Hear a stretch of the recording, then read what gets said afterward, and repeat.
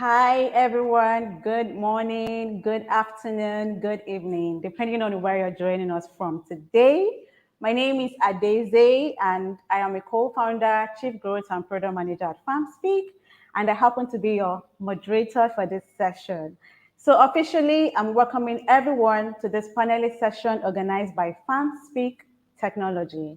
And I would like to remind us that FarmSpeak is an AgriTech company keen at enabling data-driven agriculture, increasing the productivity and livelihood of farmers, as well as boost the participation of youth in agriculture. And we do this by leveraging digital technology and emerging technologies into our traditional farming processes.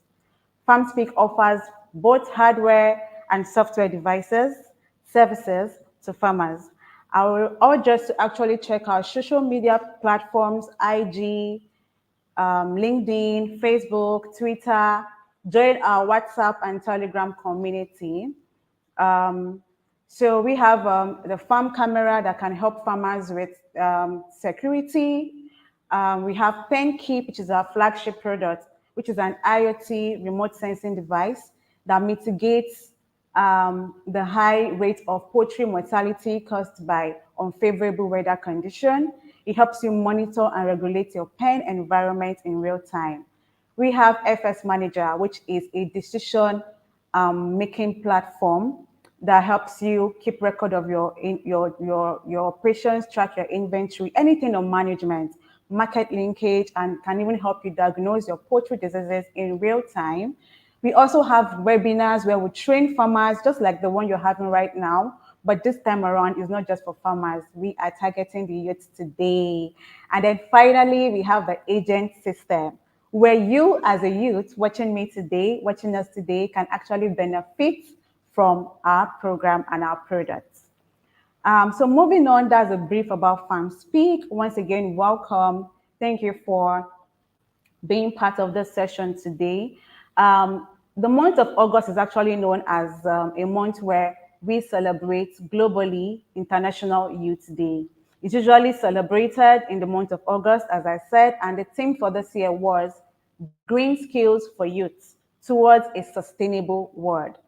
The theme for this year simply highlights the need for knowledge, abilities, values, attitudes towards development and support for a sustainable, efficient society. Now, what we try to do at FarmSpeak is to streamline this into agriculture, bringing it down to our niche industry, which is agriculture.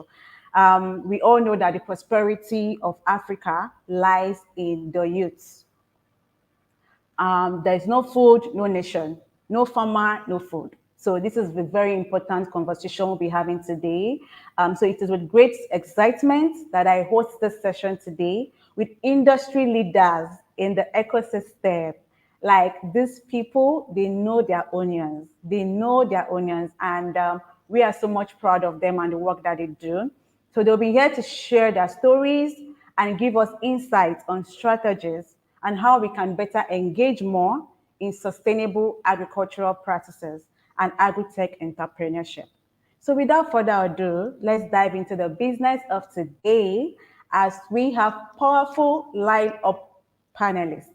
And I'll go ahead by reading their profile and give them a minute to say one or two things, and then we kick off the session. We don't have so much time. So yeah, going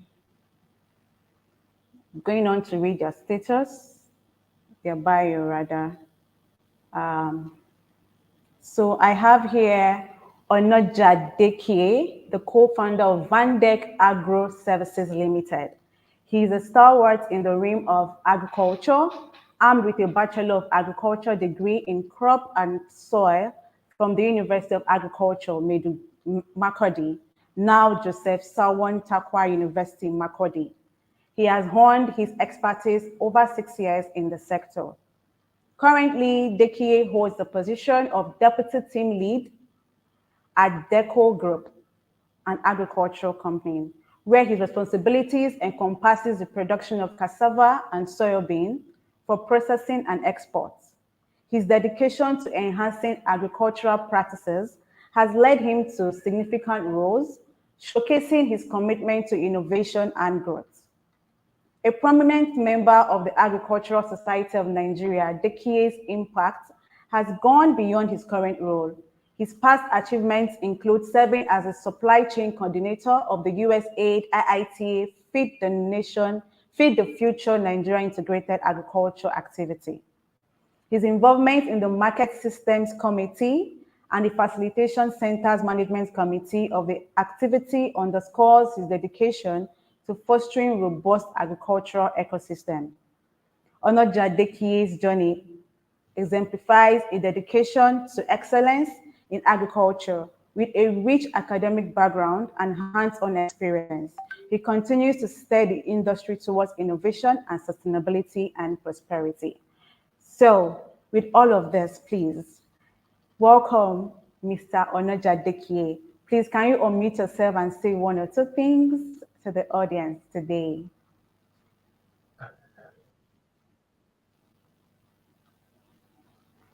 Hello, I think my mic is checked. Am I audible? Yes, you are. Please go ahead. Hello, good evening. Thank you for having me. It's a pleasure to be on this platform, and it's a pleasure to co-panel this event. I'm really pleased to be here, and I'm honored to have you as my audience, all the participants who are watching us across the continent. And to Farmspeak Technology, I'm also grateful for this opportunity to share our experience with the fellow youths continent-wide. So thank you for having me. You're welcome. Thank you, Mr. Noja. So moving on, the next speaker on the screen. Yes, Nomaliso Musasiwa. Meet Nomaliso Musasiwa, a remarkable individual who transitioned from a mathematician to a trailblazing farmer, driven by an unwavering passion for operational efficiency and system optimization. She's presently the managing director of Fresh in a Box, a thriving AgriTech startup in Zimbabwe. Nomaliso's journey is a testament to her adaptability and drive.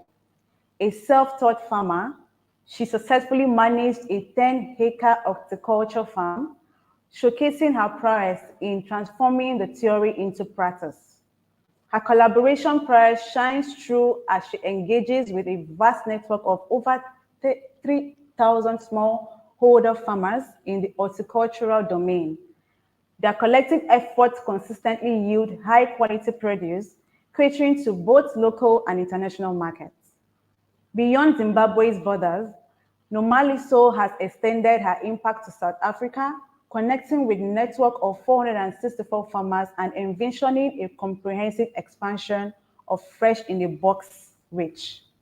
Beyond her entrepreneurial endeavors, Nomaliso is a family-oriented individual. As a mother of 2 daughters,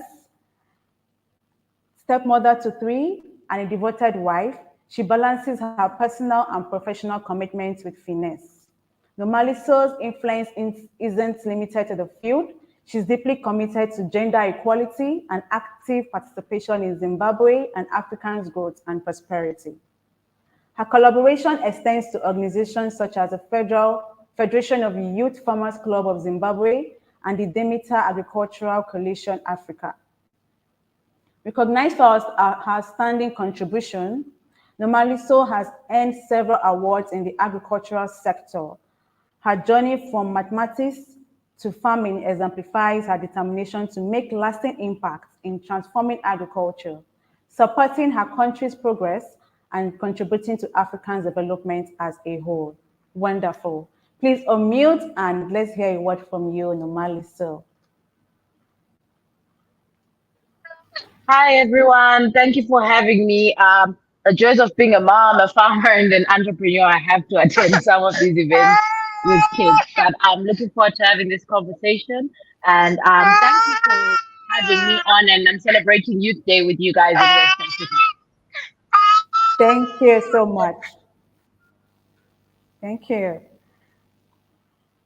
So yes, next on the screen we have,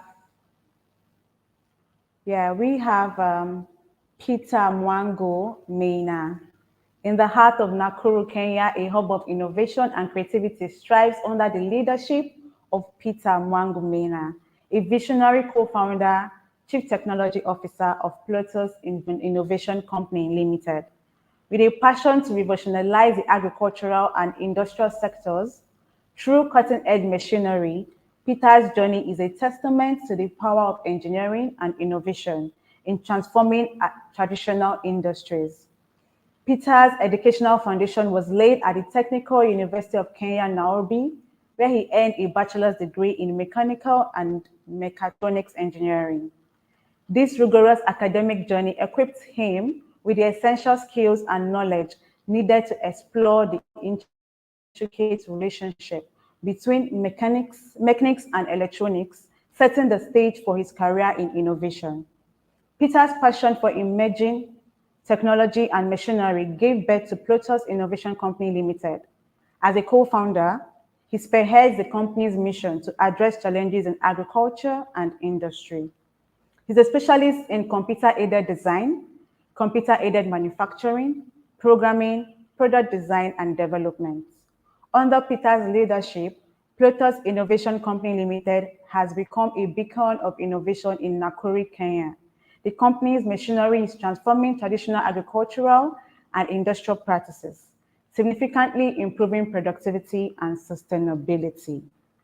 Wonderful.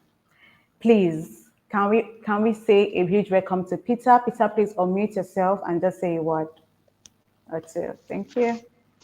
Hello, guys. Hello, guys. First of all, I want to thank you for this opportunity to be among this session. I'm willing to share with you and also learn more from my fellow panelists and also our audiences. Thank you very much. Let's have fun. Thank you. Thank you. Thank you, everyone. So once again, I welcome us all to this panelist session. We're just going to start right now with having the discussions amongst the panelists. So I'm going to be starting with the woman in the house, Normally. So yes. So reading your bio, we understand that you moved from being you're actually a mathematician, but you chose to actually operate in the AgriTech sector, and you've been doing great and wonderful things. At least I know about this just beyond the bio. So what motivated you to become involved in sustainable agriculture and AgriTech? So, to be honest, how it all started was from a project hobby to being a complete stake, and then that's a whole fledgling business. We started off with a tomato project that my husband was actually doing with his friend Rufaro Dioyo, our other co-founder of Fresh in a Box. And on that journey, we then tried to access the market in terms of giving shops that were around us the tomatoes that we had been growing. But the problem was that going through that tumultuous space of going to the chain stores and saying, hi, I'm a farmer, I have tomatoes, they would give you all kinds of excuses. Oh no, come tomorrow. The procurement guy is not around. Oh no, your tomatoes are a bit still green. I don't think they're great. Oh no, your tomatoes are now soft, you know? And the one thing about fresh produce is that it doesn't wait for you to, you know, make up your mind, or you have the guy who authorizes certain things for your produce to go into the shop. So we took to social media because we have a very huge following in Zimbabwe on Twitter and on Facebook. And we said, guys, anyone who lives within our area and would like us to deliver tomatoes to them. And we got fairly, I think about 20 responses of people like, yeah, great. I'll be happy if you guys deliver the tomatoes to me.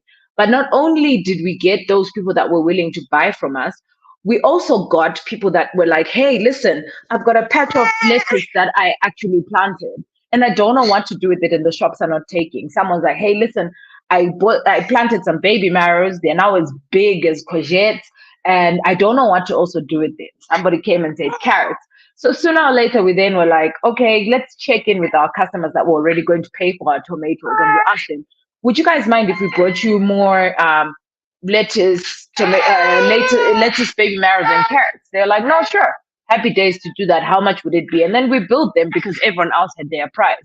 From that point is where Fresh in a Box was actually born. How it was actually born was that now we had everyone come into our garage with their produce, and we're like, okay, how are we even packaging this? And my husband pulled this box that we had gotten from the last time we'd gone to the shops and put it in there, and he's like, hey, you know what? This is a new business. We'll just call it Fresh in a Box. You know what I mean?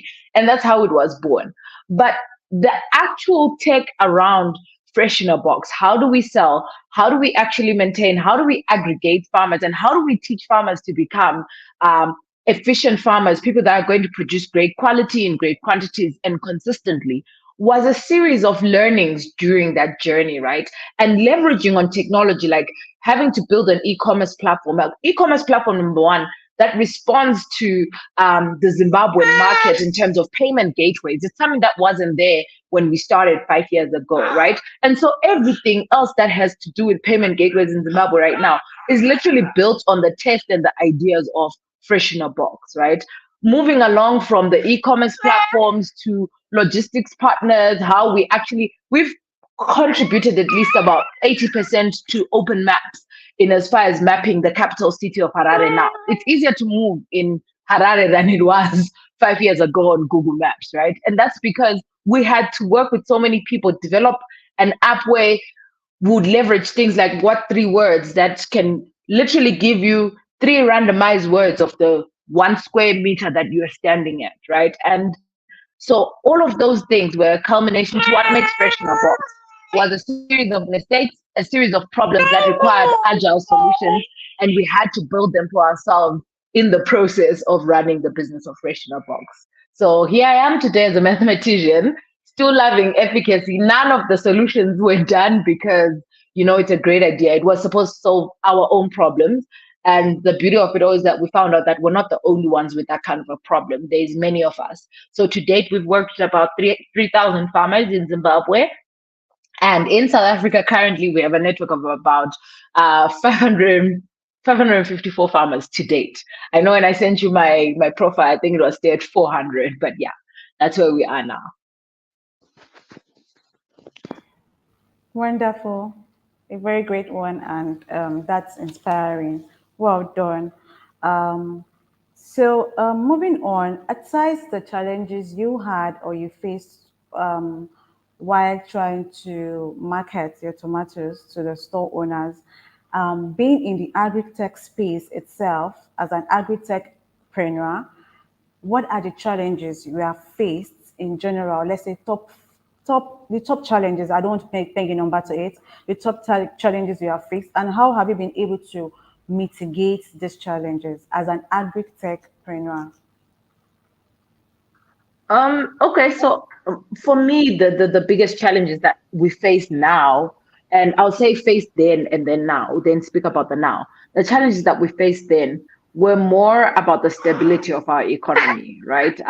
There was change of policy every other day, and the policy literally spoke directly to how we're operating in business. And the fact that we were having currency issues and currency perturbations, it meant that we needed to be agile every day so that our business does not lose money in the bank or lose value whilst we're holding the money, right? And that was actually, it's still a plague that we are facing right now in Zimbabwe. Just last quarter, we actually lost about 65% of our money worth in the bank because generally the currency issues are still not stable. It's something that I know in countries like Nigeria as well. This is something that's happening, let alone we're actually in a world economic recession, right? So that's the most glaring kind of obstacle that I would say we've faced. But outside of that, it's the vogue and the flair of farming versus the reality of farming, right? We've told stories about the farmers online, and suddenly everyone's like, oh, I want to retire and farm. Oh, I'm going to be a farmer. Oh, let me call you and tell you that I've got these tomatoes. And then you're like, okay, great. Let's come and aggregate. Let's come and get your tomatoes. Then you realize that there's no science to it. There's no care. There's no duty of what actually farmers must do to the produce. The quality is subpar. The quantity or what you get as a sample is completely different to the 120 kgs that you would likely order from a farmer, right? And that sets you back because the customer that you're delivering to is your ordinary housewife who would have gone to the market by themselves, but is entrusted that you're going to bring them the best product. And the so unfortunate part of that is that a woman can negotiate with a vegetable when they are looking at it. They're not going to negotiate when you buy the vegetable for them and bring it with a blemish when they would have likely negotiated with a blemish at the market, right? So we've had to actually try and streamline, how do we ensure that our farmers are actually um, quality producers with great quantities and with absolute consistency, and having to put them in a grower schedule timed to the T is like somersaulting air on a train. If I could put it that way. But yeah, those would be my biggest two obstacles in this agri-tech space. Okay. So how were you able to, in terms of the stability of the economy, how are you dealing with this? It's still an issue today. How are you dealing with it? Would you love to share with us? It's still an issue. You do the needful, but I think the unique selling proposition of Fresh in a Box in itself that we have become net exporters without having to move our produce outside of the country, right? And why we say that is because we have a very significant diaspora block in the country, and something that we can all relate to as Africans is that anyone who goes into the diaspora to find work, they still have an obligation to care for their family back home.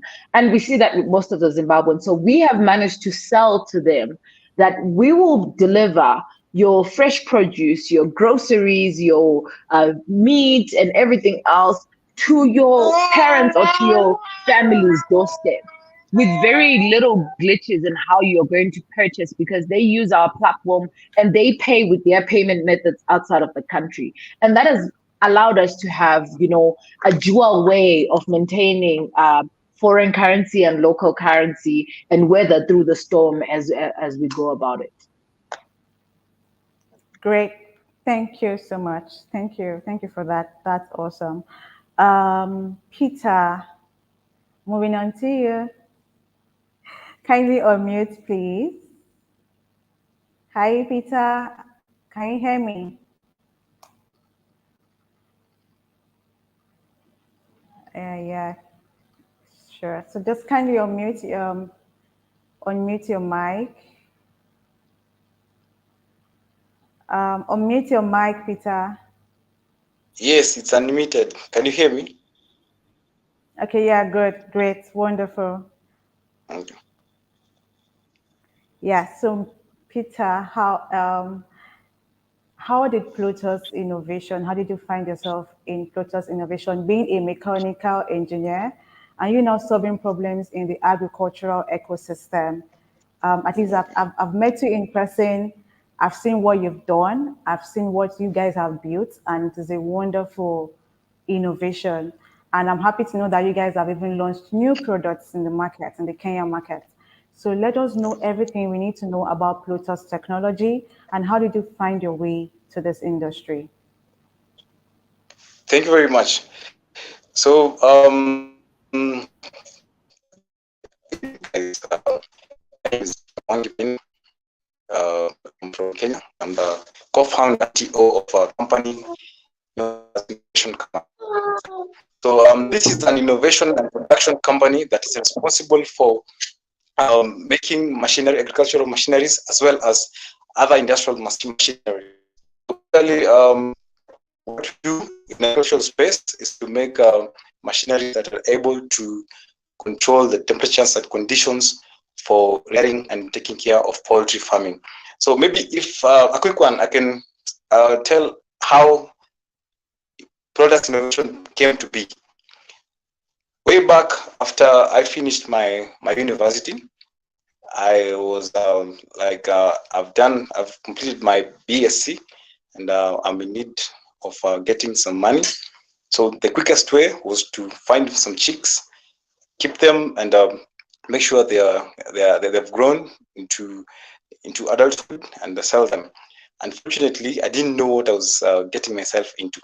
So myself, together with my colleague, who is my who is our CEO as well, we bought chicks from a very good company here in Kenya that sells chicks to farmers. So we decided to keep the chicks, and we were hoping to get some money so that we can start doing other things like do some job searching. With youths, doing job searching is usually a job on its own. So we needed to have some funds so as to do that. So during the process, during the period of taking care of the chicks, we had a lot of challenges. After 3 days, we were collecting dead chicks, one by one. We were collecting dead chicks, and in 5 days' time, we had half of the flock gone. So we sat down and asked ourselves, what happened? What happened to these chicks? What is wrong with our techniques of taking care of the chicks? So doing research from previous farmers, we realized that there are some things that we were not keen on. Like, for instance, um, controlling the temperatures of the chicks. They required a constant temperature and a controlled one at that matter. But we were not patient enough to wait and switch on lights and heaters on and off. So it was a challenge for us. Then we realized they were having a problem with having a problem with that. So we had a problem with that, and so we discovered that we should do something that can mitigate all these problems, including the sanitation of the space where poultry and chicken are being reared at. So having background in mechanical and mechatronics engineering, we thought, why shouldn't we make something that can be able to take care of the chicks in our absence? And since we have 2 or 3 farmers testifying to the same problems as we had, we thought of coming up with a machine or a control system that can be able to control temperatures without our presence. A machine that can be able to give good environment for the chicks to grow and give them the optimum conditions that they require. We started by designing a motherboard circuitry that can be able to perform all these activities. Also, adding onto that, we realized that our local farmers are using the traditional methods of taking care of brooding, general brooding chicks, which is use of charcoal, which is a very dangerous way of doing brooding for chicks. And putting that in mind, we had to come with something that is going to be eco-friendly, something that's going to be very simple and easy for a farmer to use. It's going to be very efficient. It's going to be very reliable. And on top of that, we added the perspective of having to text the farmer in case of anything, in case of a problem, whereby a farmer could be able to say he's away from home, can be able to text the machine and get response from it to know the conditions that are currently real-time conditions of the brooder. That is how Plotus was born, and we got some funding from institutions here in Kenya. We were lucky to be aligned with some institutions like Egerton University, which is basically an agricultural-based university. We got some funding and developed that project, which took us almost 2 years to come up with the first ever prototype. And since then, till date, that's what we're doing.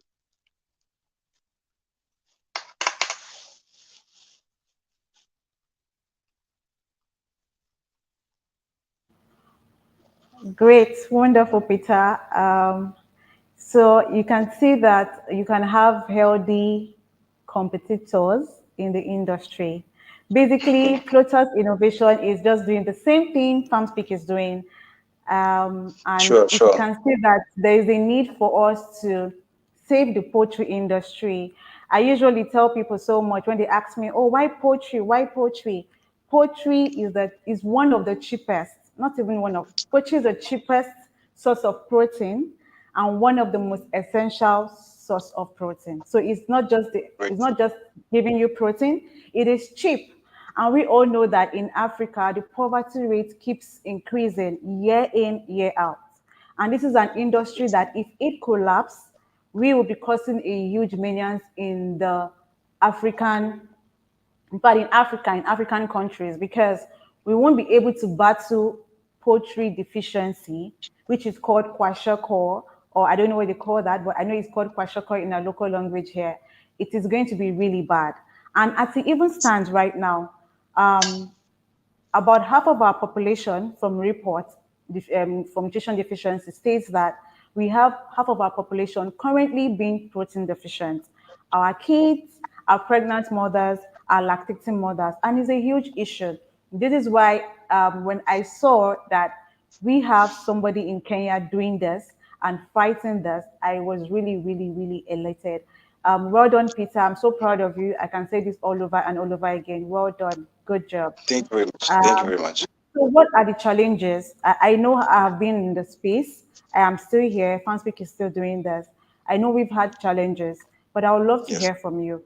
As an agri-techpreneur doing something in the poultry industry, what are the challenges you have faced building smart devices, building smart systems, leveraging IoT to do these things? What are the issues you have faced in general, and how have you been able to mitigate these challenges? Thank you very much. Basically, I'd begin with challenges. I'd begin with the obvious one, which I think cuts across each and every sector, the financial part. I know there's a way that finances can really deter you from getting to where you are, where you want to go, basically. So the first challenge was accumulating finances. Because as much as I said, there are institutions that can be able to fund you from here in Kenya. It's usually very difficult for you to get the funding without proof of concept, without having something on the table to convince the panelists on why and when they should be funding you. That was basically our first challenge. Then the second challenge came in where we had this gap for cross cutting through the different principles. Now I'm coming from a background, mechanical engineering background, and getting to that different space, a new space where you have to know about poultry farming. That's pure agriculture, and you can't do any automation for agriculture and poultry if you don't have any know-how about poultry and birds and the birds keeping at large. So you have to do a lot of research and R&D, research and development on the same, so as to know where you should put more effort. What are the biggest challenges? In as much as we had tried to keep some chicken, it wasn't really enough to get some statistics from there and come up with the technology that can be able to curb all the challenges. We had to go deep. We had to go for classes, online classes. We had to engage professors. We had to engage master students, go through books and go through internet sessions like we are having currently to get what we really wanted, what we really required. So I'd really say that was one of the greatest challenges. Then to add on that, we love our continent, Africa, and normally it's usually very hard to get some facilities. Like for instance, I know you face the same challenge whereby you want to produce your own circuitry board, and the only place you can get that is from our Asian friends, Chinese. And there's a very, very big language barrier where transferring what you want to communicating to them and to get what you really want is really a hurdle. Bearing in mind we have a very large time difference where you have to wake up very early in the morning to communicate to them and to make sure you have what you require for you. And maybe for instance you are trying to assemble your parts, and then you realize there's something you need to replace. So it means you're going to wait for almost 2 weeks to 3 weeks to ship them from China because you can't access them locally. I think that's a challenge that affects us as Africans, but we are glad that now we are trying to keep up with the pace. I think I can now say for the last 5 years, I think we've had an increase in accessing such things here in Kenya, especially here in Kenya. Yeah. I think those are the basic and the main challenges that we've faced in our industry. And also, the last one that I'd really want to mention is the fact that you, as a youth, trying to develop a new product and bringing out to the market. There's a way the community there's a way the community portrays you as still a young person who doesn't really know what they are doing. And if you're trying to compete with those who have experience, those who are older than you, you get unfair competition. I'd really say that.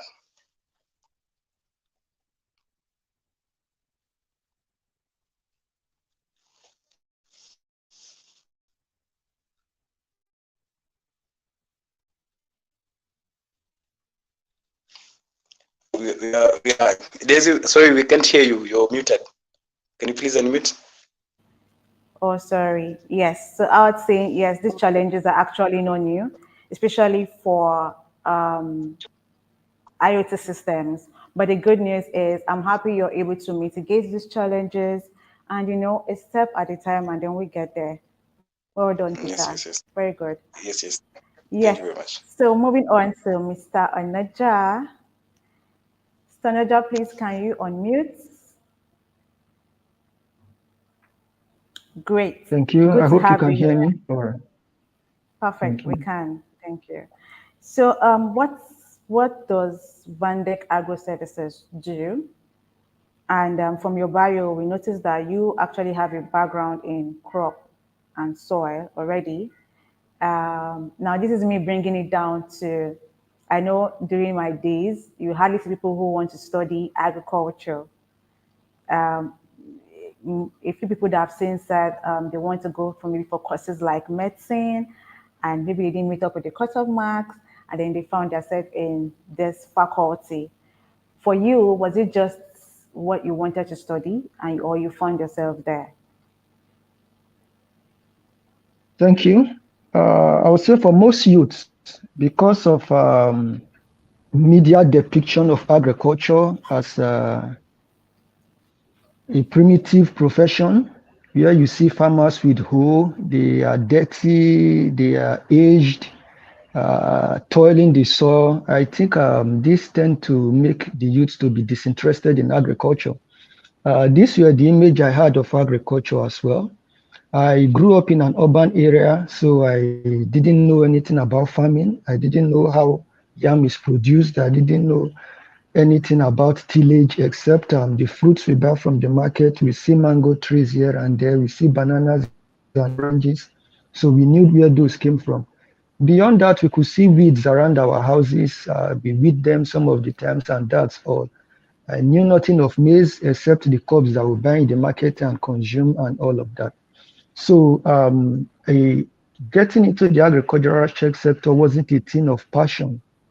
It was rather an interest that developed over time. I happen to be in a city where we all are aspiring to go into the federal university, and the university there at the time was that of agriculture, Federal University of Agriculture. And most of the guys want to study engineering. We all put forth applications, and the carrying capacity of the university for engineering was exceeded. And like you said, some of us found our way in other faculties. So I was admitted in the faculty of agronomy. Initially, I didn't have the interest because ordinarily I would be like, to what end is this profession going to lead me to? But then I put forth application to another university instead, but then I had to enter the University of Agriculture, hoping that when I get the admission, I will now leave the university and proceed to the other university. After one session, before I got the admission, I have already gotten the background of what agriculture entails, that it is beyond what we have been seeing, and I began to develop interest. So when the admission for computer science in another university came, the interest in agriculture has already developed in me, and so I had to continue and leave that of the computer science and continue in the agriculture that I'm already finding interest in. And I would say it piqued my interest because I knew nothing of agriculture prior to coming to the university.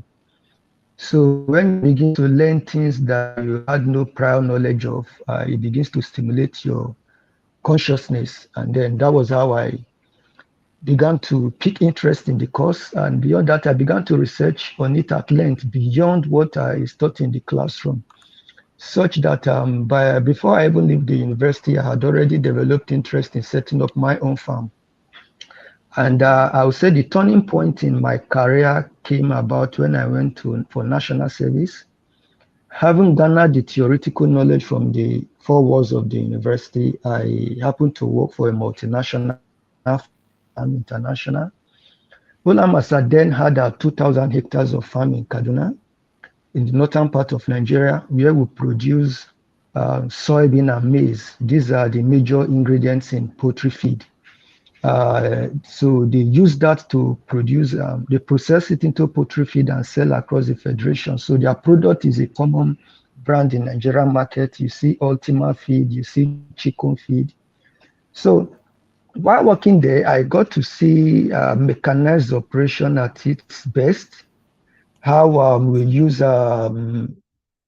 tractors, we use drone technologies and a whole lot of other things, how we do analysis and all of that. And I was directly involved in the organic production of soybean on 50 hectares of land. So I got exposed also to production organically, which has to deal with the sustainability part that this course is to address. And then beyond that, I participated in the production of certified seeds of soybean on 400 hectares of land, and then maize on 600 hectares of land. So experiencing agriculture at this scale in such a massive land area already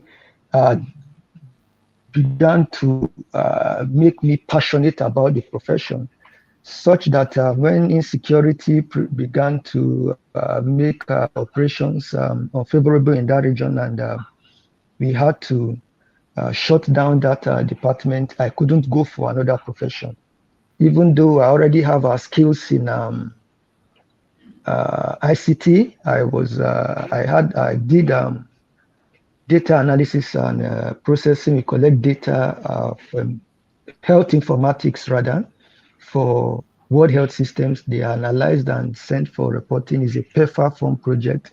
So I could ordinarily have moved back into that because it's something I have developed experience in, and the opportunities were there, the vacancies were there. But having experienced agriculture at this level, and I began to see vacancies online requiring 2 years of working experience, and I've had that experience, and I had the capacity that most of these were requiring. So I put forth applications, and that was how I began to move from to the agriculture. I did an outgrower scheme in the Northeast, where inputs are given to farmers. We support them in their production. We guide them, give them trainings on improved agricultural practices. I happened to be the project manager then, and I covered 5 local government areas in Adamawa State. So with all of this experience in the outgrower scheme as well, I was seconded from there to the USAID Feed the Future Nigerian Integrated in collaboration with the firm I was working with then. So my role as the supply chain coordinator was to source for agricultural inputs and have them effectively distributed to 24,477 smallholder farmers across 7 local government areas in the Northeast. So I drafted the framework on how this will be executed, having studied the value chain from sourcing up until distribution. And fortunately, the agricultural development program of the government of Nigeria happened to had made it possible for warehouses to be established in nearly all local government of the Federation. So we partnered with the ADP to use the warehouses to distribute these inputs to farmers, where we give them a ticket, something with which when the time is due for you to use a particular input, you bring it and you are issued that input and you use it. So that was it. And in the outbreak of the COVID-19, there was vandalism and some of our warehouses were vandalized. We made substantial losses, not in the USAID program, in our own outgrower scheme. So we made losses, substantial losses that the company had to withdraw its operation. So having garnered all of these experiences, both in field production, in relating with farmers, I then set up my own firm just after the COVID-19. Within that period when there was lockdown, movement was restricted. So many of the farmers that I knew were looking for a way to sell their produce. And I happened to have network of processing companies and buyers who could take that on. So I incorporated Vandec Agro Services Limited for the purpose of linking those farmers to processing firms. So that was the genesis of Vandec Agro Services, and we began that. I successfully aggregated some of the paddies and have them delivered to, that was rice as a then paddy, and have them delivered to mills across the federation. And the farmers were very happy. And having have this network of farmers, some youths who were taking interest, who had the financial resources and were intending to set up their own farms. Even some Nigerians that were resident abroad at the time were now reaching out to me. So beyond aggregating and in commodity trading, I had to now begin to render professional services to upcoming farms, medium scale farms, some 20 hectares, some 10 hectares. I successfully planted plantain plantation in the southwest Ogun State.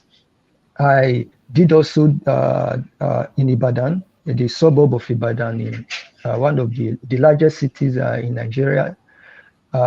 We did cassava. And so that was how there was a mix of trading and rendering professional services. So at the time, I wanted to onboard some youth and train them so that after that training, they will now go and become managers in some of these small scale farms that were already seeking our services. But then I would say I was pushed by other multinationals who wanted me to come and work in the firm. With the level of experience I've had and the scale at which I want to operate, I do not have that resources. And most of these farms are small scale farms that sometimes even to get tractors, for example, you need a tractor on a 10 hectare of land and it's not readily available because the ones in that locality is broken down. And those who render tractor outsourcing services are further apart. Before you made provision for payloader to bring tractor to your farm site and all of that. So it becomes cost ineffective. So as such, I had to go back into large-scale farms in thousands of hectares where I I operate at best to manage operations because I've come to enjoy field operations. So in the firm where I'm currently working, we are establishing currently in the land preparation stage for the establishment of 2,000 hectares of cassava plantation. This will be processed and exported such that the nation will get the much needed foreign exchange. So Vandec as at now, I am no longer the managing partner. My co-founder is now the managing partner dealing specifically in commodity trading. We have successfully aggregated cashew nuts for export.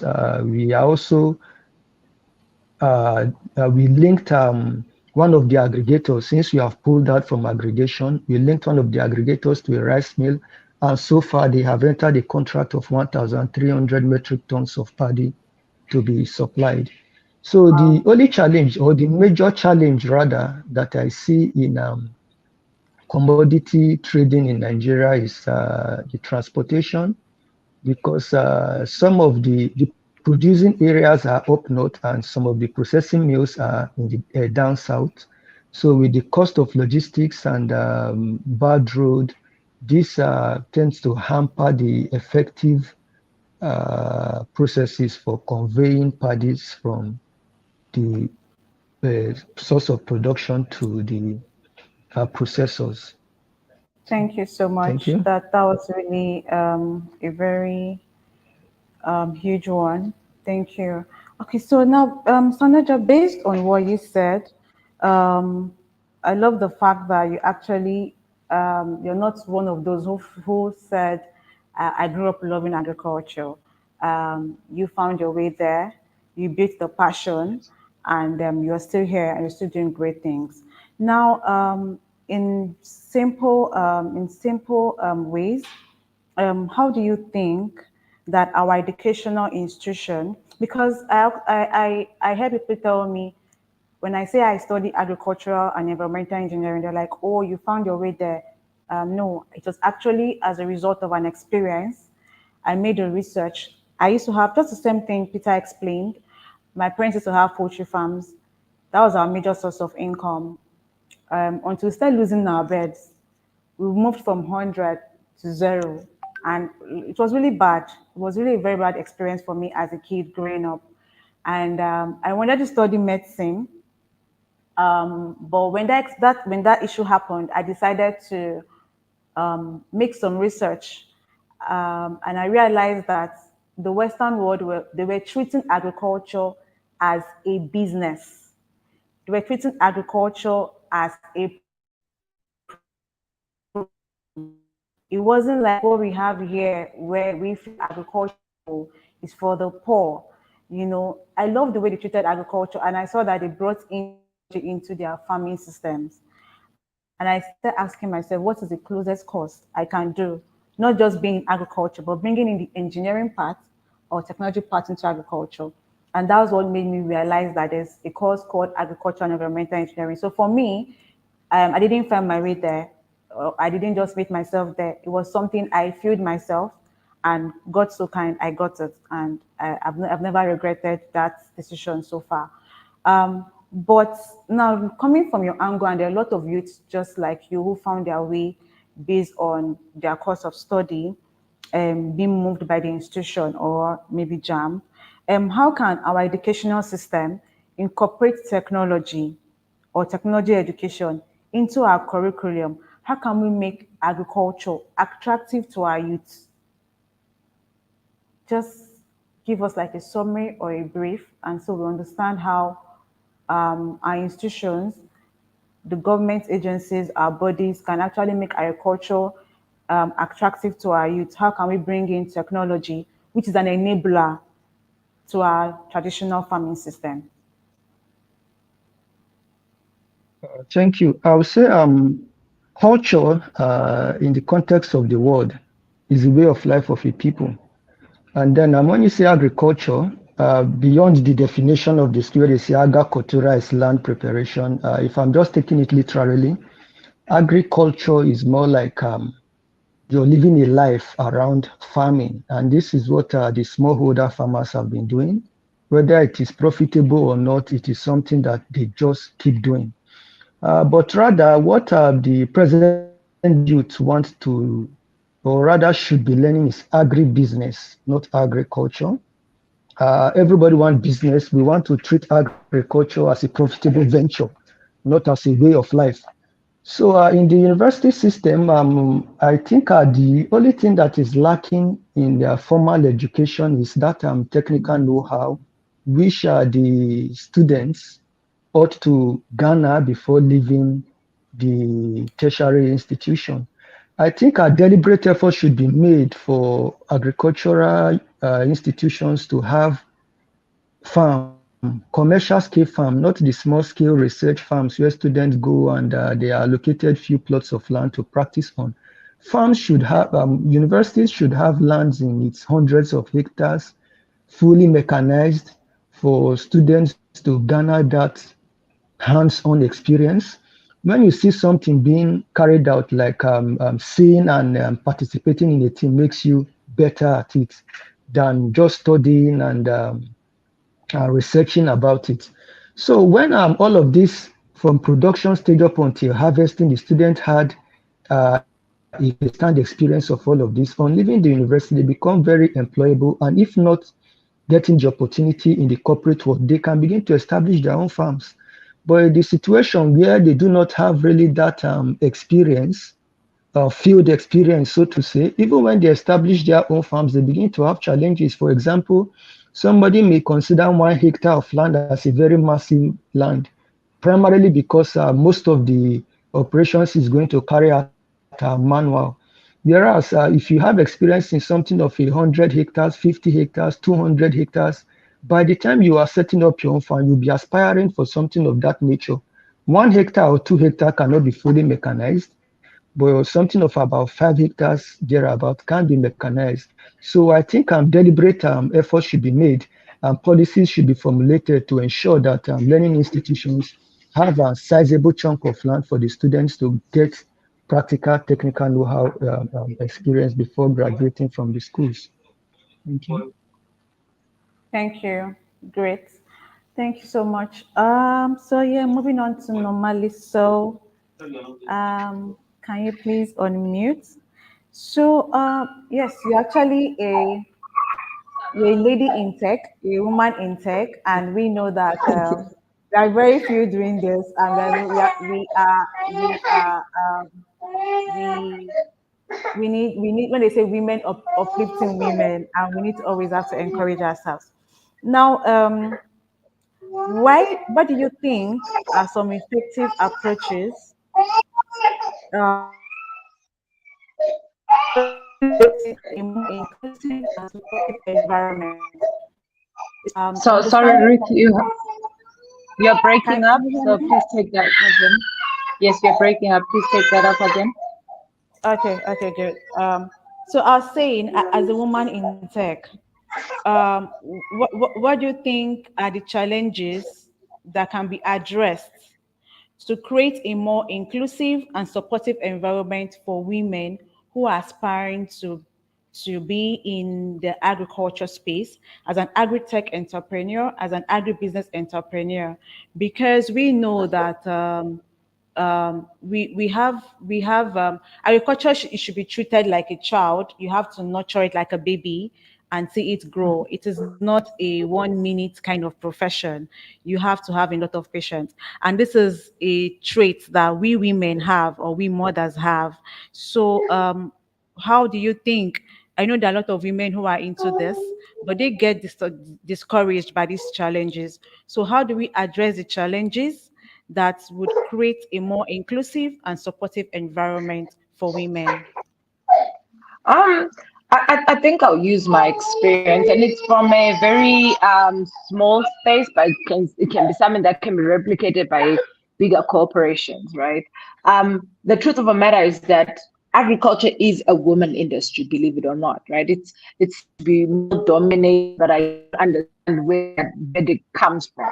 On our farm, I literally have for every 3 women, I have one male worker, right? And that means like 30% of my farm workers are just men. And the only thing that we've done is to understand the responsibility that the woman has from home all the way to work, right? And having the space or creating a situation where you take away the burden of a child and ensuring that they go to school, which is what is one of the biggest motivators why women are working in the farmlands, to try and make that little money or most of their money to take their children to school, right? When you ensure that you facilitate, or when you ensure that their children go to school, you have women participating at a better level when it comes to when it comes to agriculture.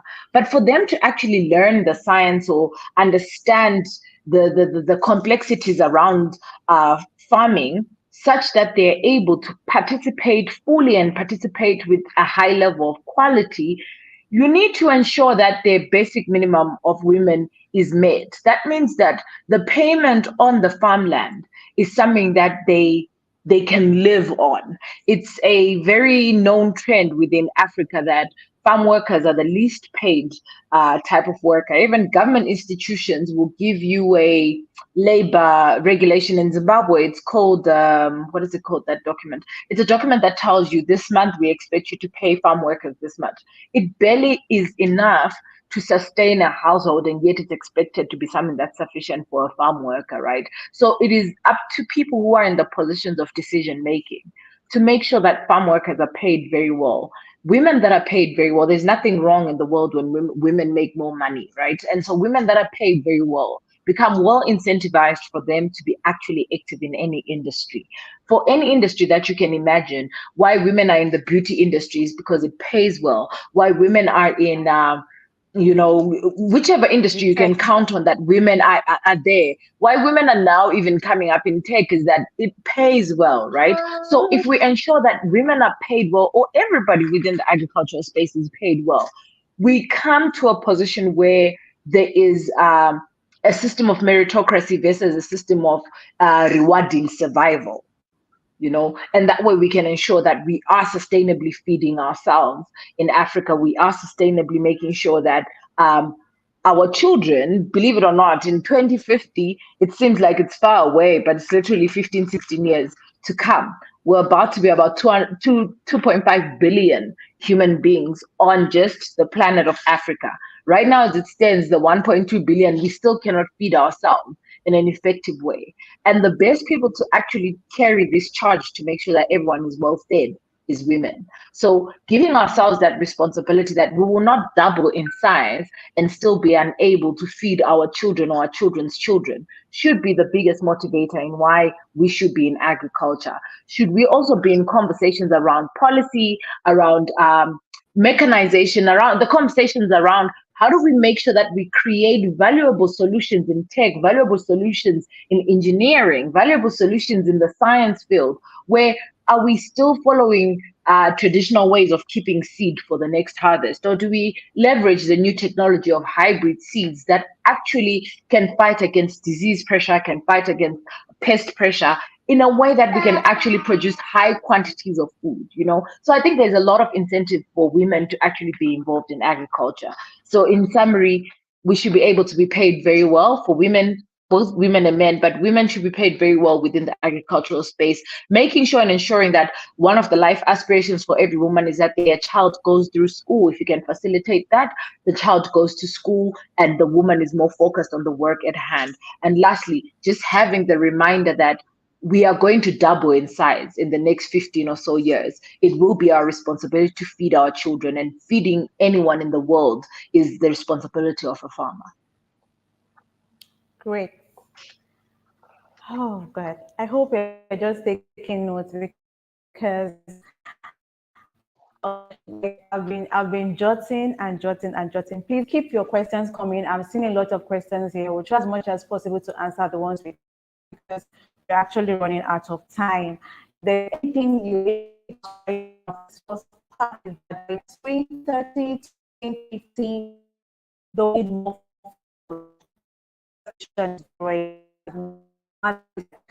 we need to have all hands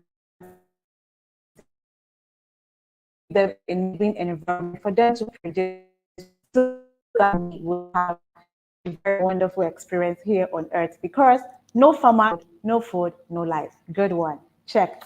So yes, moving on to Peter. Peter, please can you unmute and then have you. Yeah, Peter,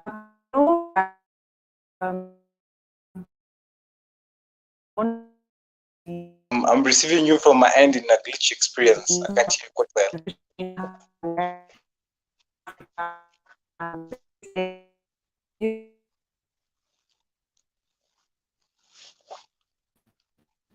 Hello, Daisy. I'm sorry, I didn't hear anything you said. I'm receiving you in a glitchy mode. I don't know if it's from my end alone or. No, it's actually from her end. I'm also not hearing her. Okay. Oh, can you hear me now? Okay, good. Just a bit, but you're a lot more clearer now. You're better. Yeah, you're better. Yes. So I was saying that so I actually kind of iterated what Nomali so has said, that we need more food by 2050, and we need to support the farmers. All hands needs to be on deck, because no farmer, no food, no food, no life, no food, no nation. So yes, good one. So Peter, being one who's actually doing hard work components and devices here in Kenya, especially in Yes. Africa here too. I know that you spoke about where you have to get or source most of your electronic components.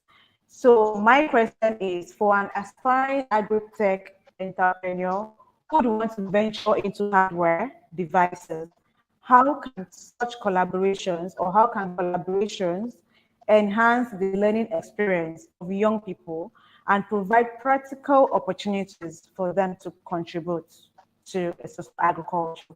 Do I take that again? Yes, please come back again. I did you're not clear. I think you're experiencing some network problems. Oh, okay. I take that again. I said, how can collaborations enhance the learning experience of young people and provide practical opportunities for them to collaborate? Did you get that? Yes, I think I had parts of your questions. If I got that clear, you're asking how can the collaborations um, ensure that youths that are trying to engage themselves in agri-tech, how can they be beneficial to them? That was your question, right? Yes, yes, yes. I just kind Yes. of switch off my video to see if the network will be fine. So just you can continue. I'm with you. Okay. Thank you. So I think basically youth are more into technology, and as compared to the previous generations.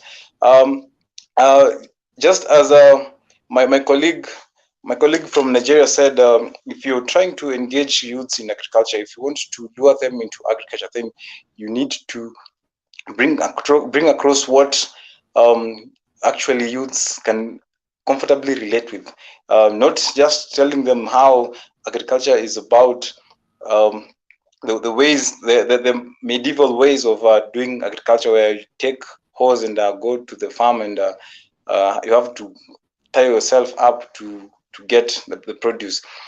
Basically, I think youths currently have a way in addressing themselves and expressing themselves in terms of technology, and trying to have sessions like these ones that we're having, that you organized, Daisy, one of the most beneficial ways of engaging youths and ensuring that we have collaboration with such farms as FarmSpeak, collaborating with youths to enhance and encourage youths to engage themselves in agriculture.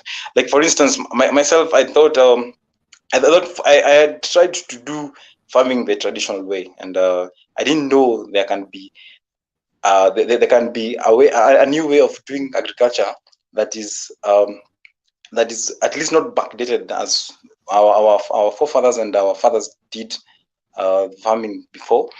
So if I think if by any chance before I started doing the poultry keeping, I had a know-how of how to do the poultry farming in these new ways, and integrate the poultry farming with technology, I think I'll be very, very far currently.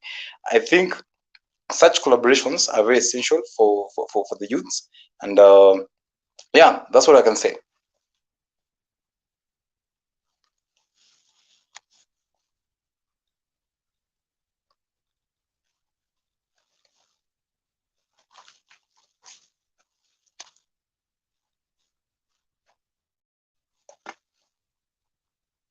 Hello, can you hear me?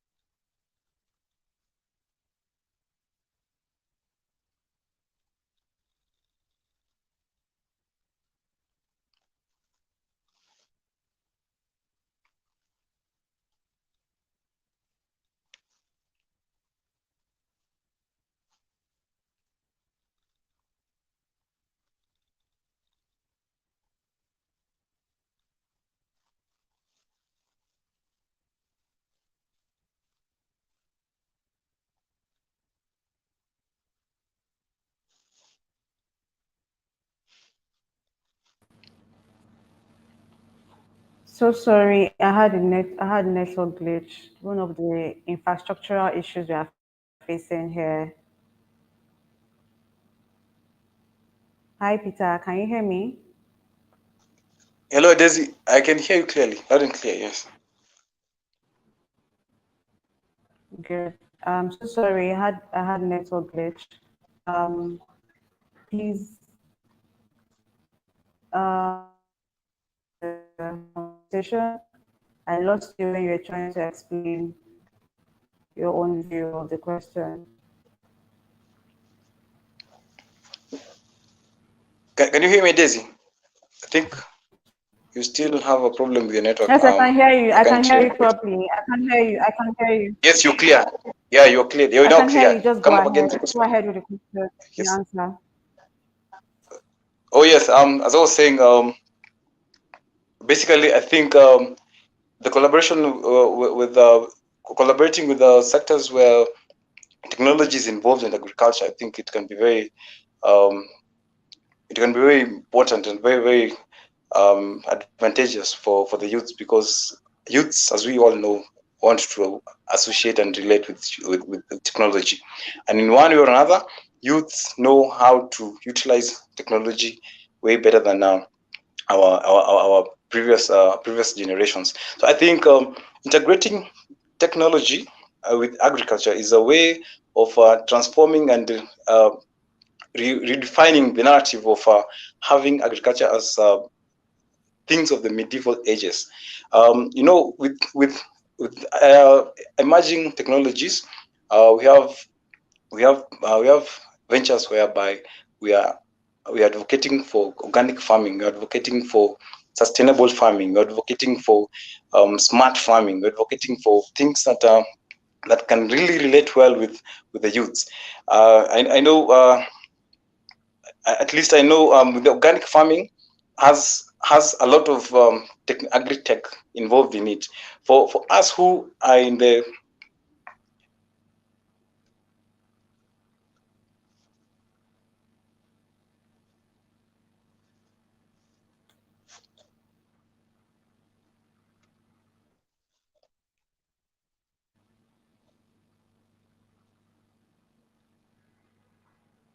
Hi, Peter. Are you speaking? I think we lost you. I don't know if it's just me or everyone else can hear you.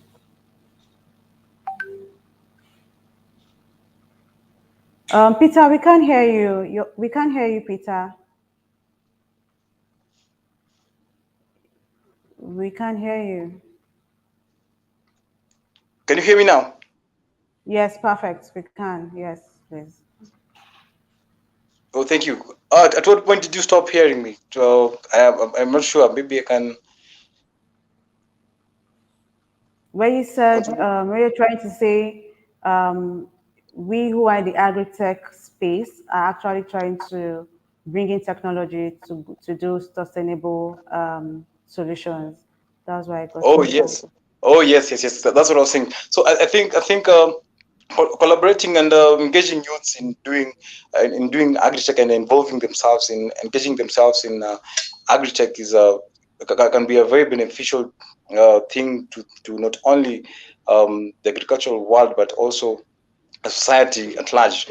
Um, having such collaborations and bringing along sessions that can teach and bring awareness to the youth, that we can embrace and integrate technology with agriculture, I think can be a very beneficial factor to the society at large, and we can revolutionize how agriculture is being viewed and being perspected by the um, the entire community.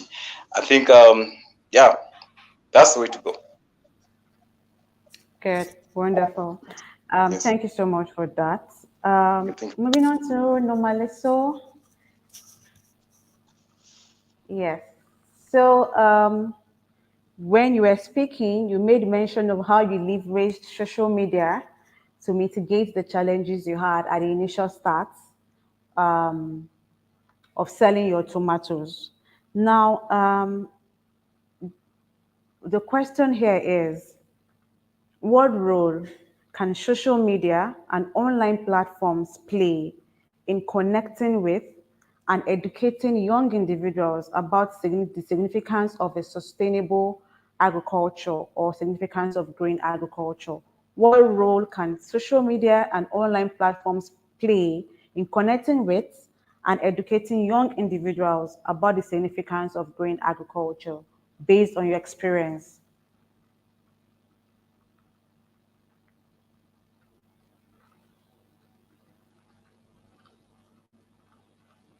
Did you get that? Oh yeah, I got it. Still in the backstage.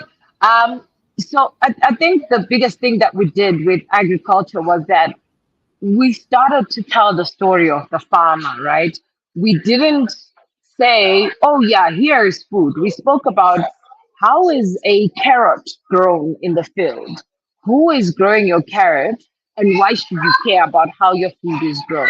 And with the way social media is today, it is easier to tell a good story enough for people to care about where their food is coming from and why they and how they can successfully or sustainably contribute to that food system, right?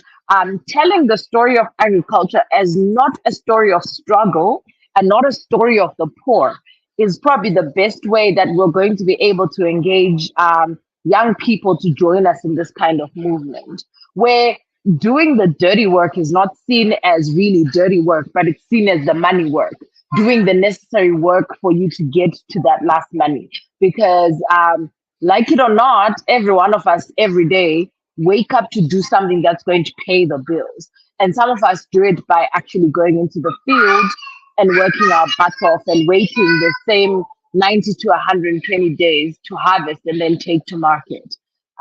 Understanding that that story needs to be told and told out loud is probably the best way we're going to be able to encourage other youth to be in the agricultural revolution, or our consumers to be more conscious and more understanding of the plight of farmers as a whole.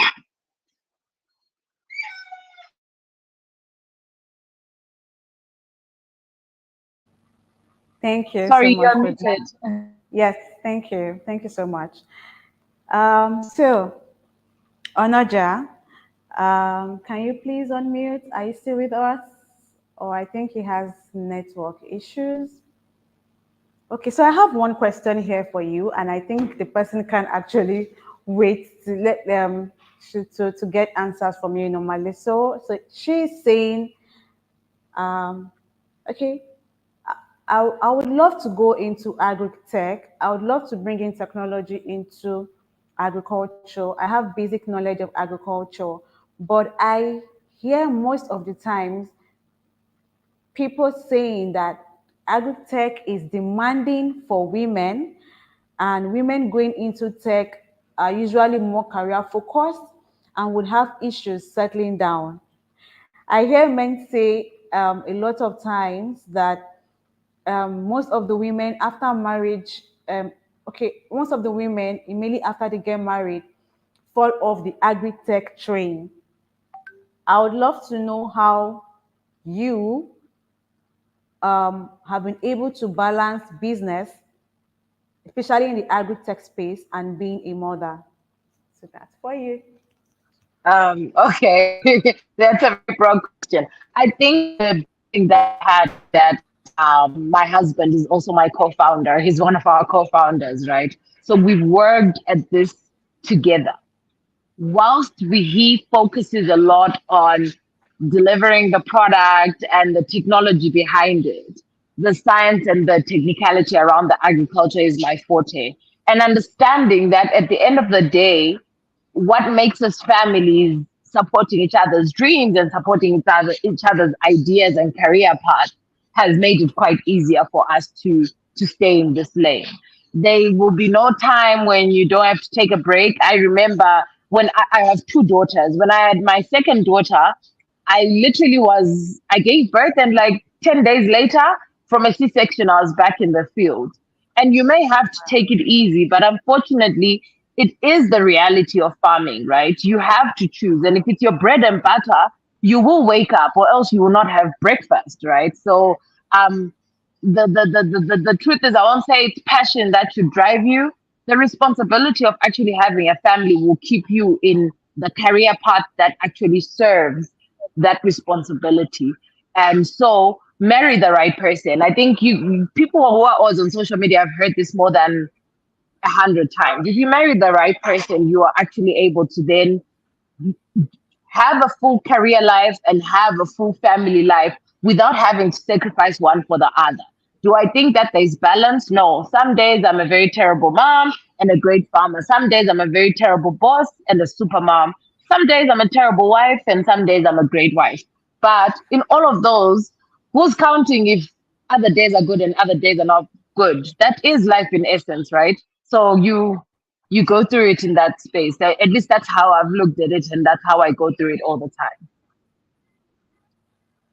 Thank you. Perfect. I hope you got your answer. Whoever asked this is a very good question. We get that a lot. I'm not married yet, but I get that a lot, and I would actually answer the same way she has answered.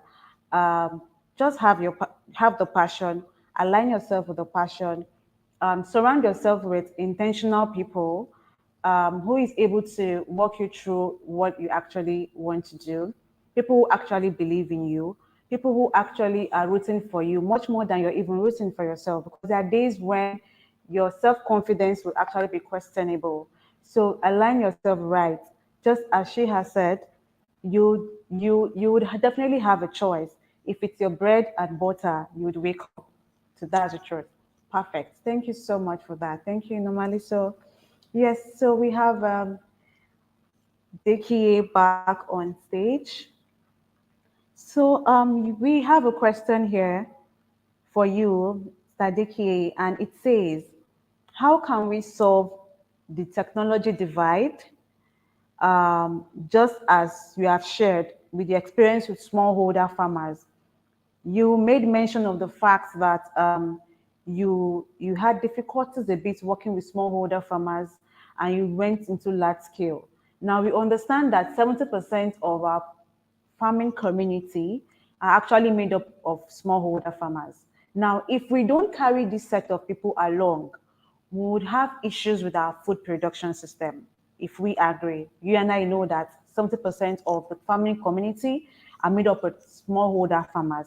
Now, how do we begin to carry these people along in terms of integrating technology into what they do so that they produce efficiently and they produce at the optimum? So, in a nutshell, how do you think we can solve the technology divide between the smallholder poultry farmers and those who are offering this technology?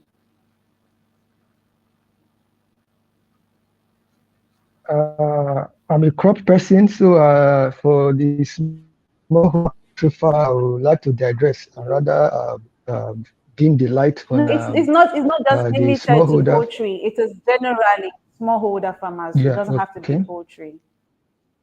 Okay. I think the challenges of the smallholder farmer as it pertains to incorporation of technology has to do with the fragmented land holding. You could see instances where one farmer has a half hectare somewhere, maybe at his backyard, then one hectare elsewhere, some distant away, and another probably a quarter of a hectare, some 2 to 3 kilometers away from his farm settlement. So this makes it difficult for it to be mechanized, or rather for technology to be incorporated. But if concerted effort is made for communities to probably work something like communism, or let's say farm settlement scheme in the way it was in the 60s, where young people are settled in a farm area and portions of land are allocated to them, and then they work, they are trained, they have access to finance to fund their productions and all of that. That will go a long way to make the smallholders farmers to be more productive in their endeavor. More so, it will also make it easier to incorporate technology or to mechanize the processes. For instance, if we have an expanse of land, say maybe 50 hectares, and then there are probably 10 people in charge of that farm area, Each person know his portion of feed, and then tractor comes in. Tractors work on the entire land area. Since I have probably 7 hectares, you have five, and all of that, you can easily know from the cost tractor operation. Then we can each reimburse or rather remit the proportionate amount of money to the operators. But whereby there is just a small portion behind the backyard and another kilometer, it becomes difficult to incorporate technology. So what we need is a land that is homogeneous, or rather an expanse of land in a specific location, such that you can incorporate, you can use drone to monitor the field, probably like scouting. You can as well study the meteorological data of that particular area, like the 9 met of Nigeria seasonal precipitation reports. You can watch to know how to apply or to in your operations.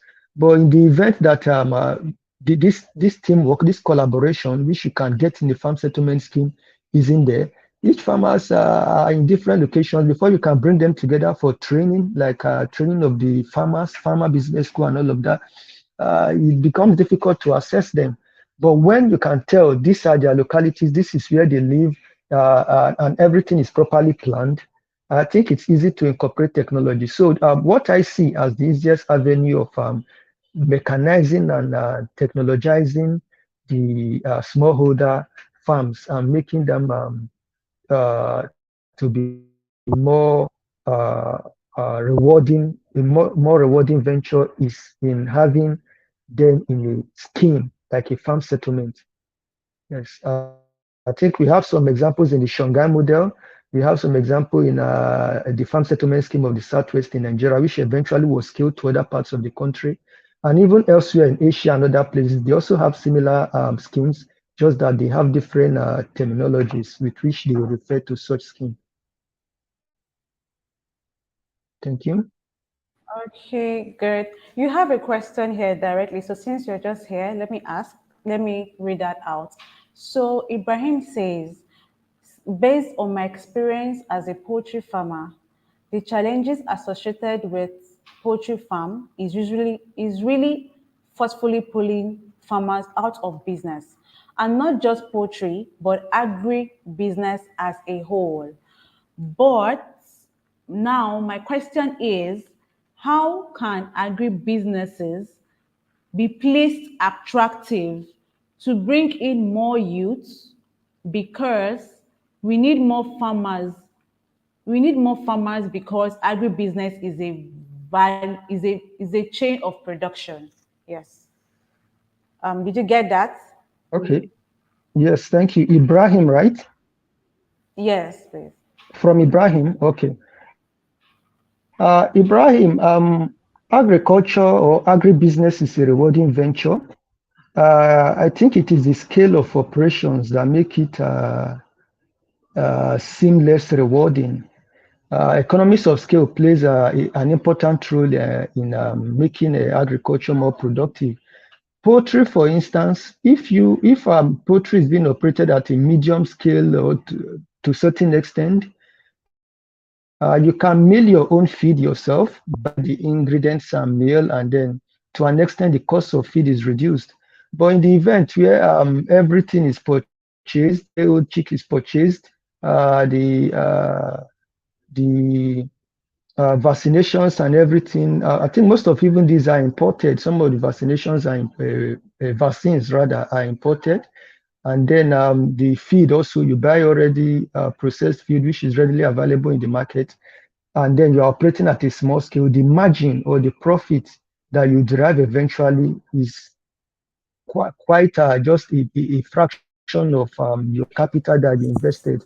And if you are operating agriculture as a full-time venture where you are not involved in any other activities, then you might find it difficult to manage cash flow because it takes up until harvest or up until your birds are ready. If it is broiler in this case, probably about 6 to 8 weeks. And if it is layers, okay, after about, I think, 12 weeks or thereabout, when they come to productivity before your cash flow begins to come in. So it is usually the scale of operation. And the way this can be addressed is when we have collaborations. I see something here that most of the panelists are co-founders. So there is need for collaboration, partnership. If one person have probably the capacity of 100 bed, another have the capacity of 300 bed, another have the capacity of 500 bed, not necessarily that they will incorporate themselves into a single entity and then begin to operate. They can have each of these units, but then share resources, probably the meals and or probably the lands. But the main thing is to operate nearly within the same space, and then so that it becomes easy for you to access credit facilities, for you to be able to move your products. If you have just 100 beds to move to the market compared to a situation where there are about 1,000 or 2,000, 3,000 beds to move, you could see that there is also a discount on the transportation. So it is usually scale. And this scale, I believe, concerted effort should be made to provide credit facility for youths who have garnered their experience to be able to scale their operation, because we cannot be left to remain in a small scale operation for so long. Thank you. Thank you so much. Thank you. So, um, takeaway from this session is there is a need for you to collaborate. There is a need for us to be open to partnership. There's a saying that if you want to go fast, you go alone. But if you want to go far, you go together. So these things are not just limited to our basic friendship. It's actually also in business. um, you see today these panelists are here, and that's because one way or the other we've collaborated in the past, and we're still going to collaborate for further engagement. So there is need for you to be open to collaborations and partnerships. You can't do everything alone, and you can't bear the weight alone. So thank you so much, Mr. Nojo. That's a great one. Moving on to, because we'll soon be wrapping up. Moving on to Peter. You have a question here. So it says, um, Mr. Peter, what support mechanisms can better equip an aspiring agri-tech entrepreneur for impact and sustainable impact and for success? What support mechanism can better equip an aspiring agri-tech entrepreneur for sustainable impact and success? Thank you for that, Daisy. Um, I think I'm going to split that question into several parts. So, in as much as you need support, you also need some resources. That would be support number one, resources. So, under the resources, I think there are things that we consider as resources like the innovative ability of a tech-oriented youth. I know all of us here, we were, as a panelists, we were driven by the innovative ideas that we had, and we did plant our efforts there. We wanted to achieve at least something at the end of the day. That's what motivated us. I think that's one of the support that we got as a panelists and agri-techpreneurs.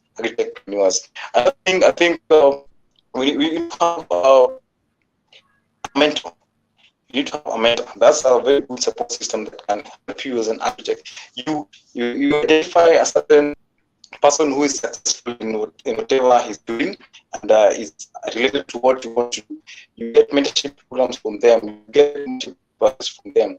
Whenever you have a problem, maybe you walk to them and ask them how you should go about them. I think that's a very good support system that can enable businesses to go to the next heights, the next levels, and to achieve.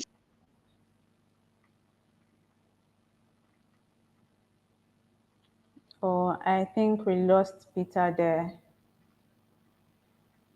Okay, we lost Peter there. Okay, so moving on. Okay, I think he's here. Peter, if you can hear me, your device is not connected. I think you're having network issues. So we have a question here for Normally. So I think this is the last question we'll take for her, and then we'll give her a chance to say something at the end of the call.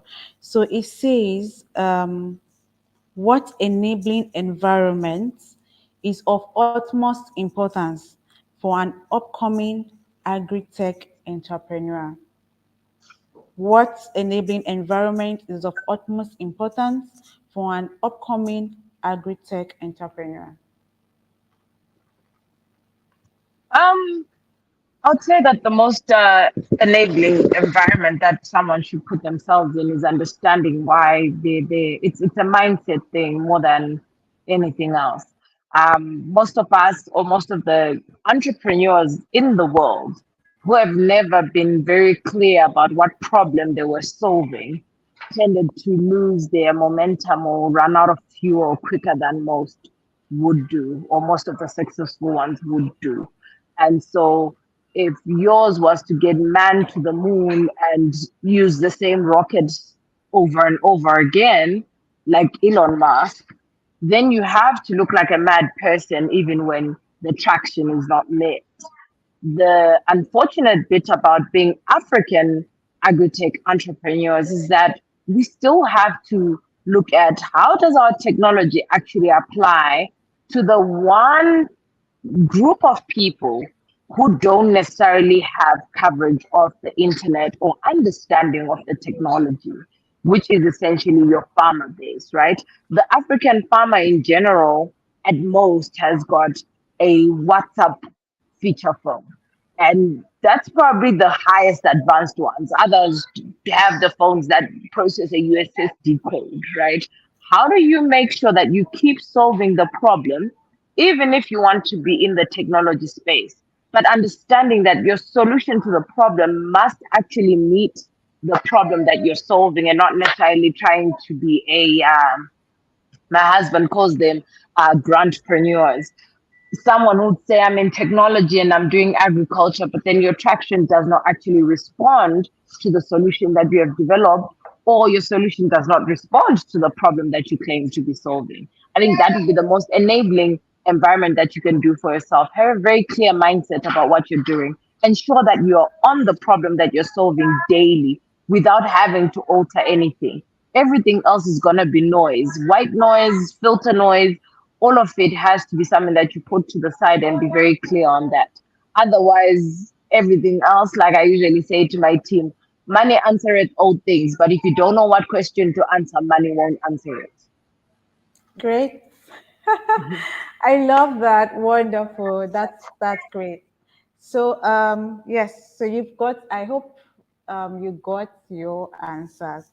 Okay, yes, thank you, Normally. So this question is for Onaja. Um, Onaja, it says, what mechanisms would you recommend to put in place for accurate data collection for agricultural policy decisions, especially for those who are working towards sustainable agricultural solutions? Data is an issue in Africa. You have been in the space and you've worked with reputable organizations. How do you think we can best put in place accurate data collection for us to be able to solve solutions in Africa? Over to you, Mr. Noja. Could you repeat that, please? So it says, what mechanisms would you recommend to put in place for accurate data collection for agricultural policy decisions and for solving sustainable and for coming up with sustainable solutions in agriculture? In Africa, we are not data driven, we lack data. So my point is, if I have to build solutions for a sustainable agriculture, I need data.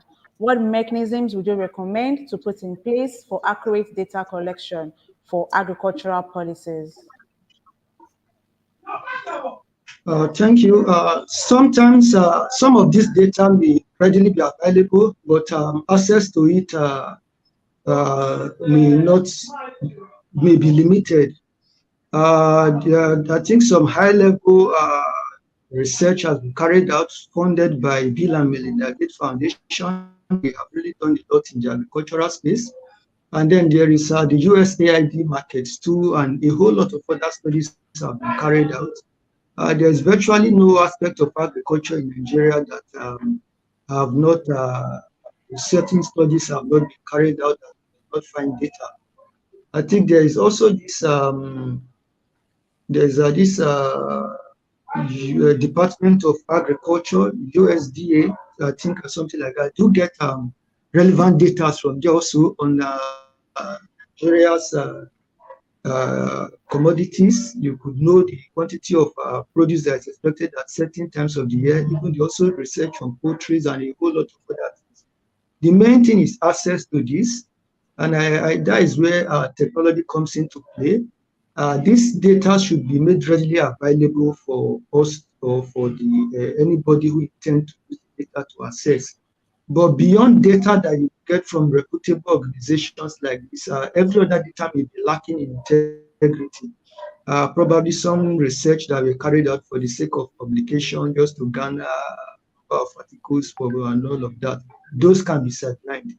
But when you see publications from reputable organizations, especially in the agricultural sector, FAO, USDA, and Bill and Melinda Gates sponsored study. There's this group called McKinsey, Sasakawa Global, a lot of all of this, they have data.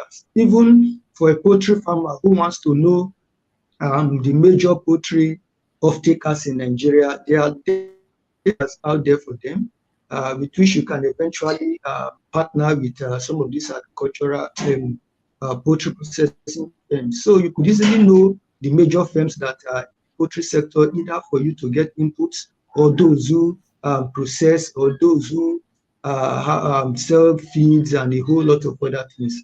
Likewise in crop as well. So the data are there. It is just limited as because they are not released into or rather readily searchable on the internet, or some of them may be requiring certain permission to access. I think this is where open data comes in. A lot of work is ongoing now. Possibly in the near future, data will be readily available in this space. But if you dedicate your time to searching, like if you want to request for some search for some data, you could, if you need it in PDF format, instead of just Googling web pages, you could add PDF in brackets. If you need something in Excel format, you could add the extension of Excel, XLX. If you need a PowerPoint presentation of certain things that you search online, you add that PPT. So these are probably something you have been searching and you couldn't get. When you add just this few hints to it, you may eventually get them. So I think that is Thank you so much. Thank you. That would be the last questions for the panelists aside Peter. Peter, you have one more question here, and this person says, please, I need Peter to answer this. So Peter, can you come on? Yes. So it says, what advice? Okay, no, it says, are there any specific educational programs or training opportunities available for young people who want to learn about green agriculture and AgriTech? So I go again, are there any specific educational programs or training opportunities available for young people who want to learn about green agriculture and AgriTech? So in just a few seconds, let's answer that. We have a few minutes left. Thank you.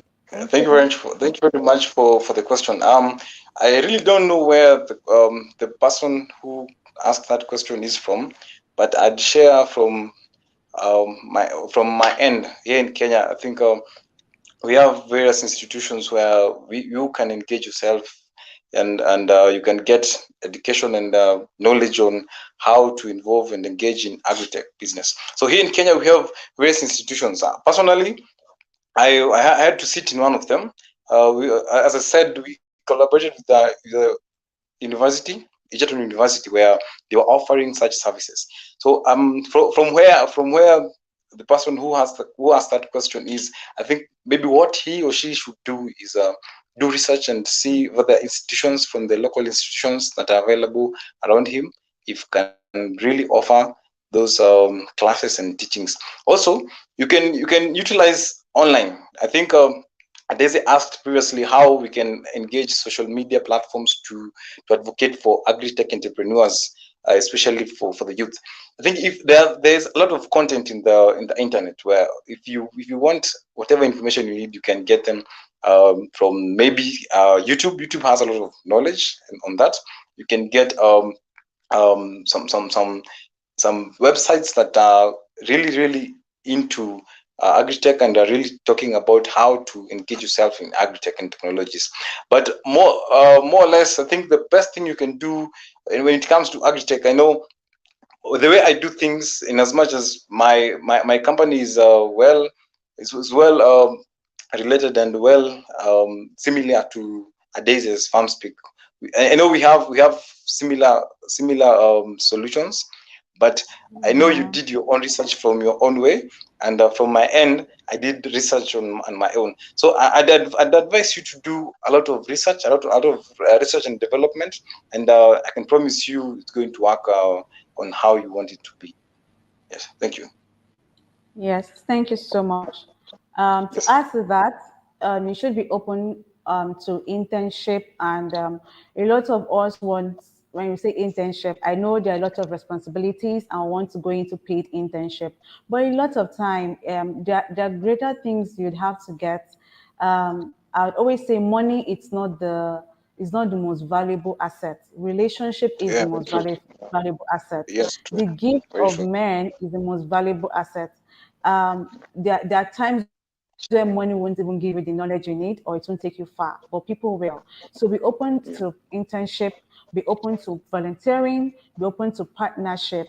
There are a lot of resources too online, and also especially on YouTube, depending on what you want to do in the agri-tech space and the Yes, technology you also want to integrate. There are a lot of people who yes, teaches IoT, smart systems, AI, robotics, data analytics.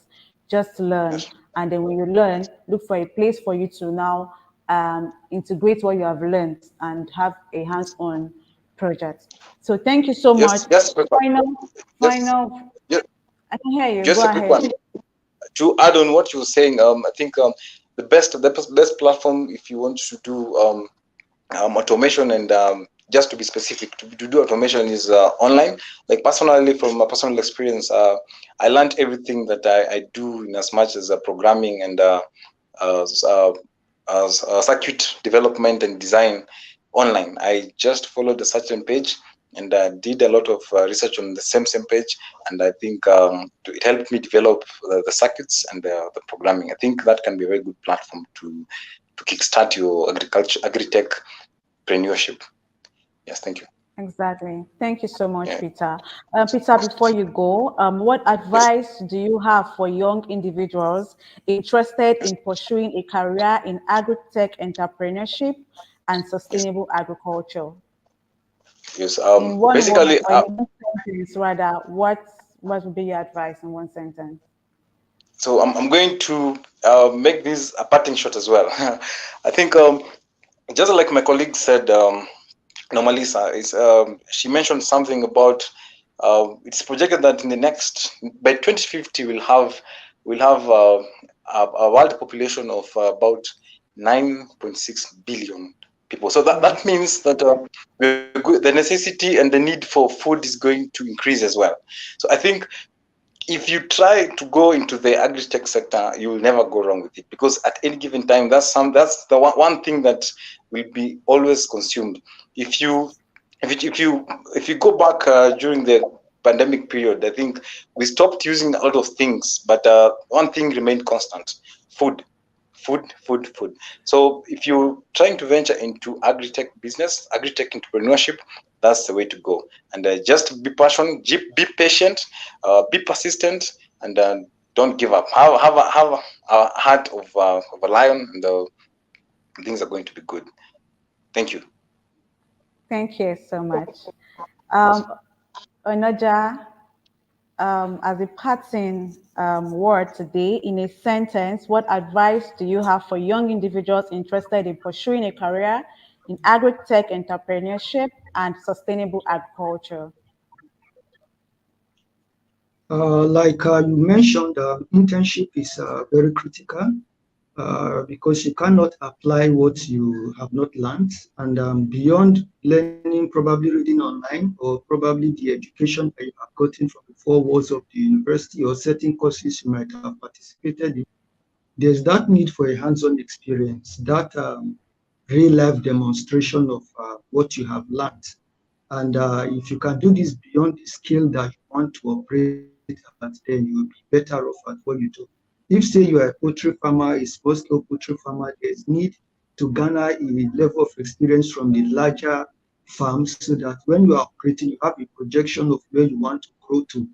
So it is necessary for you to volunteer, even though it may not be as rewarding as you are working for the firm. It is a period of incubation wherein you apply yourself, you learn, and then you go back and use that capacity to improve on your personal business. So internship is very important. And but when you are doing so, do it in the capacity that you want to look forward to. Sometimes you may even volunteer for free, but when you are doing so, do it in a very large scale farm where you, with that experience and that knowledge, I believe when you are growing your firm and then the factors that support you become favorable, grow your firm as well to that size or from which you can add experience from. Thank you. Thank you. Normally, so can we have you give us a parting speech in a sentence? What would be your advice to young people who are actually venturing into agri-tech, entrepreneurship, and green agriculture? If you can hear me. Hi. So my parting shot is going to be that agriculture as a business and as a whole value chain is an industry that's going to test you of all of your virtuous values. It's going to require your patience. It's going to require your kindness. It's going to require your truth. And participating in the agricultural industry does not mean to only be in production, right? You, there is a long chain where you can contribute value for you to be able to actually meet your own passion or to contribute successfully into the world's food systems. And it's going to be our responsibility as young people to choose which part of that value chain you're going to participate in. We will not talk about protein and access to protein without talking about the basic fundamentals of taking care of the land, taking care of the water, taking care of the ingredients that it takes to, maintain or to replicate the protein for us to actually eat. But at the end of the day, even that which we eat, after we eat, then what? It is still part of the agricultural value chain. Putting yourself and maintaining or giving specific value to this ecosystem makes you a valuable player. So not everything is about being the producer, but everything is about us maximizing specific parts of the value chain. And if we don't educate ourselves about how wide and how far the value chain goes, we'll put ourselves in a predicament where Africa is still left behind, where people now use vegetables to make meat and still supplement for the same amount of protein that is found in cows to avoid or to reduce its impact on climate change. If we don't find a way to also be in that kind of science or to apply some of the bookish theoretical knowledge that we learn, we're going to find ourselves back-footed. And one of my friends who's from Nigeria, called Gabriel, always says that sustainability is a multivariate of people, environment, and economy. It's not just about the environment. We will leave Earth here and we'll all die. And one thing for sure is that Mother Nature is going to take care of herself. So it is important for us to know how to utilize both the land to promote our economy, to promote people, and people likewise to promote either and all. So thank you so much for having me, and thank you everyone for coming in and listening to us today. Thank you so much. Wow, this is a very insightful session. I just feel like just keep talking and talking and talking. I don't feel like leaving really because I'm learning a lot and I'm actually proud of all that we are doing in our respective sector, in our companies, and in our different countries. I did a lot of jottings, and I'm sure we all got value right now and for the past 2 hours. So here are a few takeaways from my end. that agriculture is something that when you put something into the soil, either as crops or you're taking it into the livestock sector, you would definitely get something out of it. However, for you to maximize it, there are certain things you have to put in place, and you have to be open to learning to do all these things. Agriculture, it's not an Indomie kind of mindset, too many to get it all. You need to nurture, you need to put a lot of patience into it, you need to do things differently. Our panelists have said it all. If there's anything we must not forget today, is that we as youth, we must be intentional. We must understand and prepare for the journey ahead. Network, be open to mentorship, think out of the box, be a solution provider, and be impact driven. Thank you so much, Peter. Thank you so much, Normally. So, see you soon, because I'm actually going to see you very soon. See you in a week or two. Thank you, Onoja, and thank you everyone who have joined the call. I'm really excited to have you guys on this session. We are excited. As you can feel the energy from here, we really got great value. Finally, I urge our audience to please follow us on all our social media platforms. Check out our website, and please subscribe to our YouTube channel. Hit the bell icon so that you get notified when we have our next program. And if you want to reach out to any of our guests today, you can collaborate with them, you can do businesses with them. Please reach out to me, and sure, I will definitely link you up with them from my end. Thank you so much. Do have a great evening. God bless you for gracing us and giving us this insightful session. To all our panelists, thank you. We love you all. Bye. See ya. Bye.